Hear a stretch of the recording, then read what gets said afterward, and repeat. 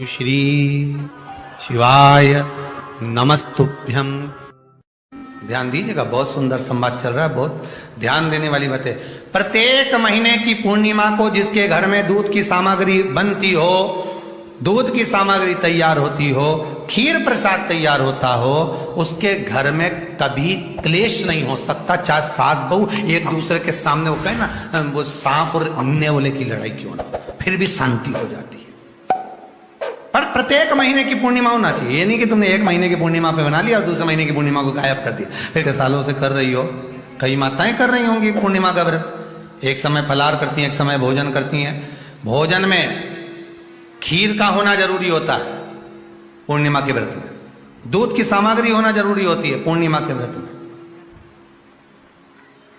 12 महीने की पूर्णिमा करो, मना नहीं है। और पूर्णिमा उठाने का भी समय होता है। चैत्र के महीने की जो पूर्णिमा होती है, चैत्री पूर्णिमा पहली पूर्णिमा मानी जाती है, इसलिए चैत्री पूर्णिमा को सिद्ध पूर्णिमा कहते, कार्य सिद्धात्री पूर्णिमा कहते,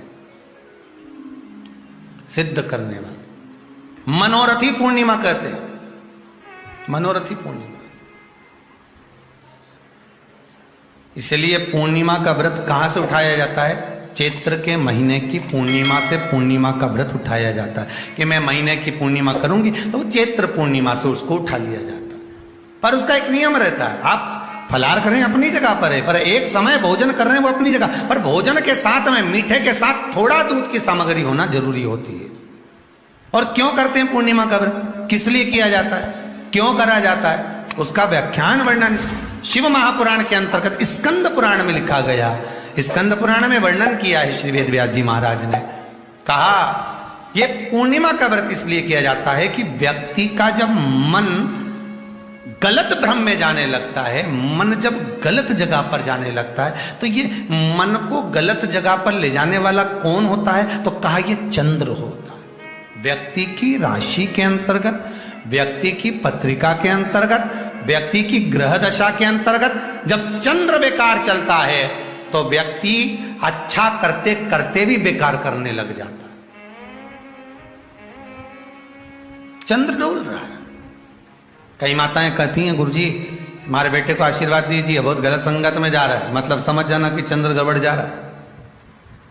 बेटी अगर गलत मार्ग पर जा रही है,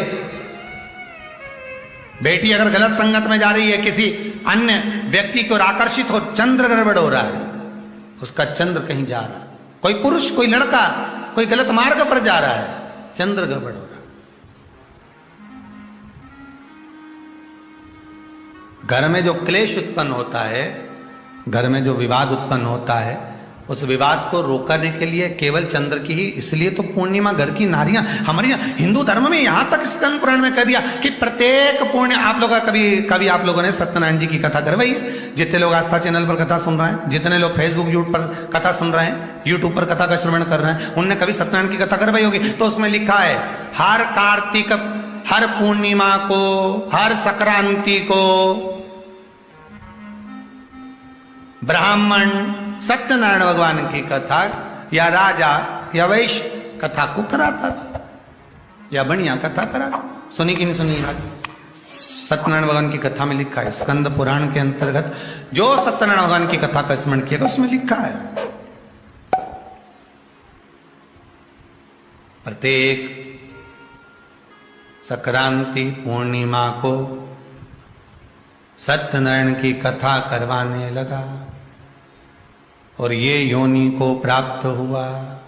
इस योनि से छूटा, इस योनि में गया। लिखा है, सब कुछ लिखा है। अब उत्ते से समझ जाओ कि पूर्णिमा को सत्यनारायण की कथा करने का बोला है।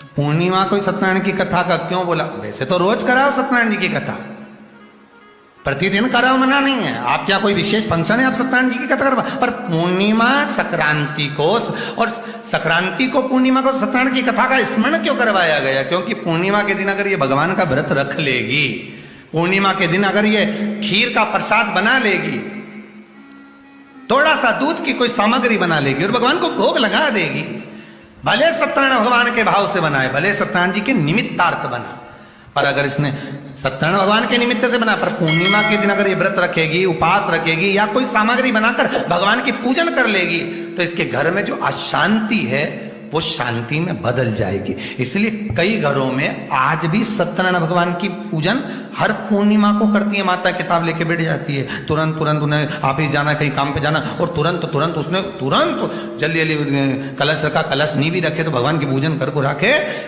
ब्राह्मण देवता को बुला लेगी, ब्राह्मण नहीं आएंगे तो खुद कर लेगी, पर करती जरूर है। इतना सा आटा सेक लेगी, पंजेरी बनाई, सीरा बनाई, मिठाई रख दो, कुछ भी करेगी पर सत्यनारायण की कथा कर ले, उसका मन लग गया उसमें। मतलब पूर्णिमा को करना है, उसको करने से क्या होता है, शांति रहती, शीतलता रहती। फिर निवेदन करूंगा, दुनिया में ऐसा कोई समस्या नहीं जिस समस्या का कोई निदान नहीं। हर समस्या का निदान है, पर निदान किसी दूसरे के पास नहीं, निदान केवल मेरे भोले नाथ के पास में है। आपको अगर किसी समस्या का सफल आनंद चाहिए तो शंकर की शरण में जाओ। आपको सीहोर आने की भी जरूरत नहीं है, आपको हमसे मिलने की जरूरत नहीं है, आपको पंडित प्रदीप मिश्रा के पास नहीं आना, आपको किसी बाबा जोगी के पास नहीं जाना, आपको किसी के बेल भभूति लेने नहीं जाना, आपको तो शिव के पास जाना। जो शंकर की वस्तु है उसको स्वीकार करो, बस शंकर की वस्तु को स्वीकारिए।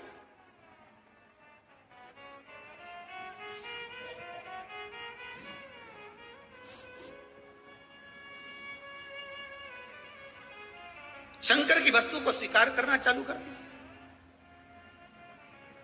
अरे भाई, शिव महापुराण की कथा तो यहां तक कहती है, यहां तक वर्णन कर रही है, जिस व्यक्ति की नौकरी नहीं लगती, सर्विस नहीं लगती, हर जगह पर अप्लाई कर रहा है, बार बार इंटरव्यू देने जा रहा है, लगातार उसको अगर सफलता प्राप्ति नहीं हो रही है तो धतूरा ढूंढो। धतूरा कहीं बाजार में नहीं मिलेगा, किसी वृक्ष से धतूरा तोड़ लिया, कुछ मत चढ़ा, तू शंकर जी के मंदिर में जाकर तेरा नाम और गोत्र बोल और शिव जी को धतूरा चढ़ाना चालू कर दे और बाबा से विनती कर, धतूरा चढ़ाना चालू कर। अब धतूरा कोई बहुत कीमती होता है क्या, बहुत पैसे का मिलेगा क्या, कहीं पे मिल जाएगा। धतूरा तोड़ और चढ़ा शंकर जी को। रोज नियम बना ले कि एक धतूरा मैं शंकर जी को चढ़ाऊंगा, प्रतिदिन चढ़ाऊंगा, शिव जी से जाकर निवेदन करूंगा प्रतिदिन। शंकर जी की प्रिय वस्तुओं में धतूरा, बेलपत्र आदि कादि की तो है, क्या है, चढ़ा रोज एक धतूरा। फिर वही धतूरा जिसके यहां तू इंटरव्यू देने जा रहा है उसी के सिर पे चढ़ गया, जो तूने शिव जी के चढ़ाया वही धतूरा वहां चढ़ा है, तो क्यों चिंता करता है।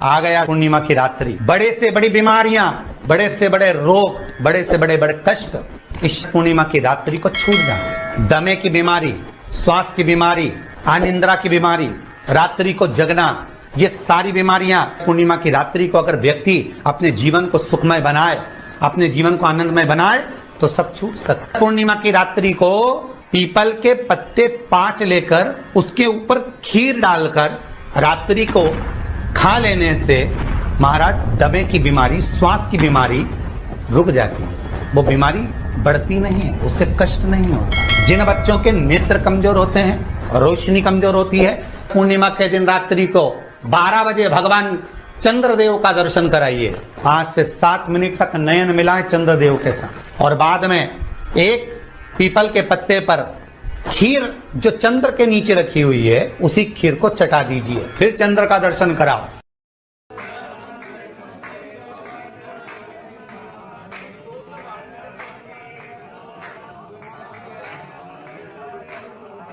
पूर्णिमा के दिन चावल का एक आखा दाना जानते हो, पूरा खंडित चावल नहीं, कितना चावल, एक दाना चावल का शंकर भगवान के शिवलिंग पर समर्पित करिए। एक बेलपत्र जिसका डंडी का मुख अपनी ओर हो, जहां से चावल चढ़ाया है, उस चावल के ऊपर अपनी कामना कर रख दीजिए और चंद्रमौली भगवान का स्मरण करिए। कौन से भगवान? शंकर भगवान का सर्वश्रेष्ठ सुंदर नाम है चंद्रमौली। चंद्रमौली भगवान का स्मरण करिए, अपनी कामना कर बेलपत्र समर्पित कर शिव जी पर एक लोटा पानी, एक जल पात्र समर्पित करो, कलश से जल चढ़ा दीजिए, नैनों में वो जल लगाकर अपनी कामना कर वापिस घर को आइए। अगली पूर्णिमा आएगी, जो कामना करी है मेरा चंद्रमौली भोलेनाथ उसे पूर्ण कर ही देगा।